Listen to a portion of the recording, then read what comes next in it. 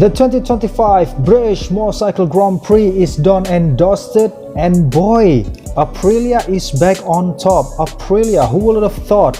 After Le Mans, they were in the headlines for multiple wrong reason, for every wrong reason that they were in the headline. But then again, Aprilia back on top with Marco Bezzecchi. And without further ado, as per tradition, 5 topics to comment about.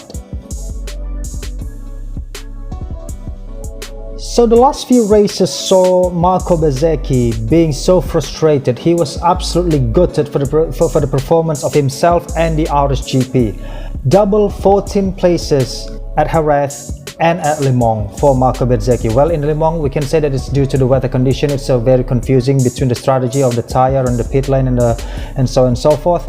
Because we do know that in the previous races he got like a solid P6 in Thailand, I mean, and then another solid P6 at Austin, and then a P9 at Qatar, despite the retirement in the Termas de Rio Hondo. But then it was followed by a double P14, and then finally, who would have thought? He started in P10, all the way down in P10, and in this era of MotoGP where grid position is really that important.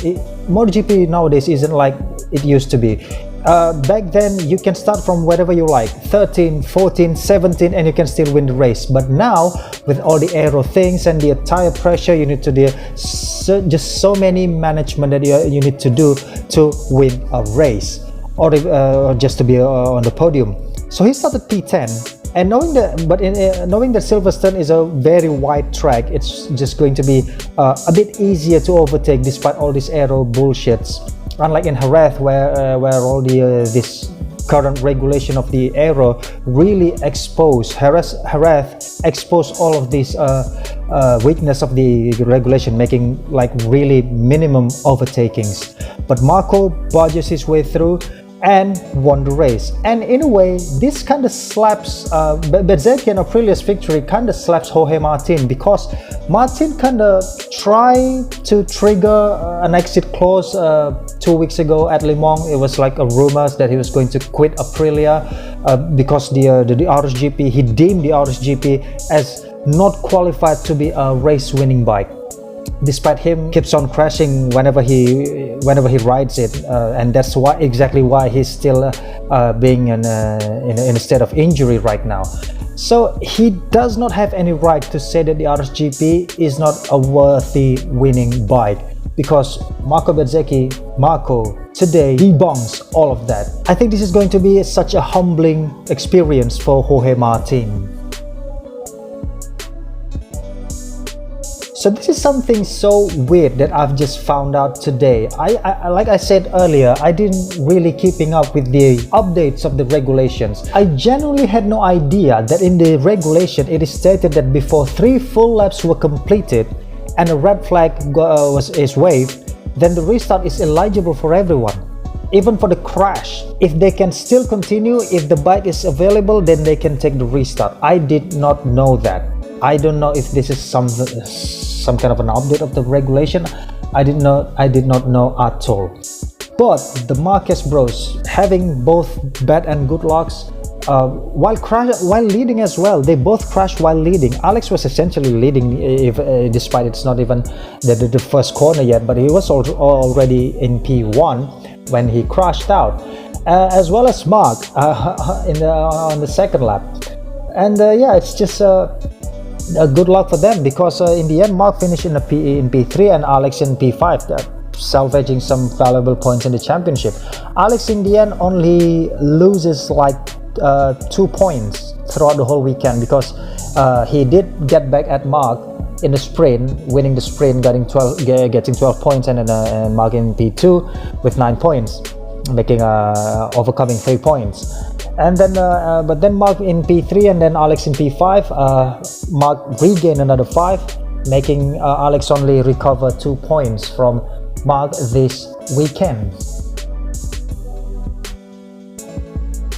So now we know exactly that Honda, that RC213V, isn't a good bike on just a wet condition. It is a good bike on both conditions, be it wet, dry, semi-dry, semi-wet, whatever you want to call it, because Johann Zarco is having a genuine pace to stay in the podium position. Even before Fabio Quartararo's mechanical failure, Johan was still in P3. So it's not like he inherited the podium position because Quartararo got mechanical failure. No, even when Fabio was still leading, Johan was already in P3. So now that Honda is good enough to fight for top 5 regularly, on a regular basis. But I don't know, at Aragon, Johan isn't really known for being a good rider at Aragon. Rarely he excels there, even in his Moto2 days, in his 2 championship winning season in Moto2. I think it was only in 2016 that he did something better. In 2015 it was like an 8th place, if I'm not mistaken, for him. But yeah, I'm really looking forward to see how that Honda is going to perform at Aragon. Maybe John May can do something good, because actually this time John May finished in a strong P11. Well, he did fight for the near the lower end of the top 10s, but in the end he finished in P11. But well, it's better. It's better than nothing. 3 poles in a row, such a heroic pole times, like a record pole position, record time attack, and an absolute demolition job throughout the whole race until it was already 5 seconds. It was already 5 seconds, and he kept on extending it. It wasn't like when it reached 5 seconds he was slowing down, trying to cruise around and bring it home. No, Fabio, he was still extending it until that mechanical failure hit him. Oh my god, that right height adjustment, it's just ridiculous. It's ridiculous. It's not motocross, okay? MotoGP does not need those technology to have a good start of the race. MotoGP used to be just a really simple bike. You get onto the grid, you start. Now when you get onto the grid, you need to push the front suspension, and then you get the rear suspension to get lower. And this is not the first time that we saw this, okay? Remember Maverick Vinales at Sachsenring 2022? He'd experienced the very same thing. That Aprilia RSGP got hit by this very same mechanical failure. That rear suspension just kind of locked in a very low position, making it dangerous to be ridden at a very fast velocity. And yeah, unfortunately it's just another weekend of tears for Fabio. It was just so devastating to see how he just broke down on the, I think it was it's not the hanger straight. What was it called? That short straight before the maggots and deckets section. It was just oh my god, it's just I'm lost for words. I told you time to time again, Jack Miller is not a washed rider. With the upgraded M1, riding the upgraded M1, Jack is finally back in the mix, finishing in a strong P7, and he was in the mix. He was in the mix for the fight for the podium. Unfortunately, the softer option front tire prevented him from staying in the group until the checkered flag.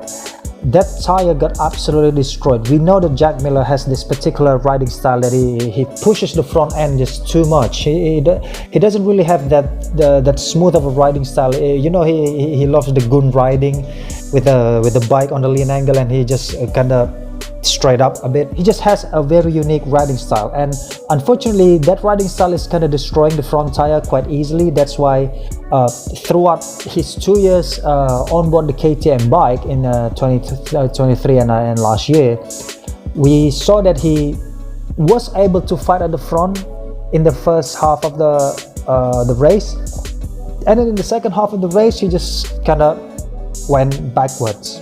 And this is exactly what happened. Should have gone with the medium at the very least. But maybe he kind of copies what Fabio did, because Fabio, let's not forget that Fabio was also with the with the softer option front tire.